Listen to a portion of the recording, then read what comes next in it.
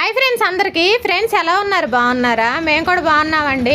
ఇక్కడ నేనేం చేస్తున్నానంటే గారెల పిండి అయితే పట్టించానండి. కనుమ రోజు ఖచ్చితంగా మేమైతే గారెలు చేస్తాము. అలాగే నాన్ వెజ్ కూడా వండుతామండి. చికెను, మటను, బగారా రైసు, గారెలు, పూరీలు ఇలా చేస్తాము. ఇలా చేసి ఫస్ట్ పెద్దలకైతే పెట్టేసి బయట పెట్టేసి దండం పెట్టుకున్న తర్వాత మేమైతే తింటాము. కానీ ఈరోజు బుధవారం అయ్యేసరికి మేము నాన్ వెజ్ అయితే తినమండి. అందుకని ఇంట్లో నాన్ వెజ్ అయితే ప్రిపేర్ చేయలేదు. ఓన్లీ గారెలు మాత్రమే చేశానండి.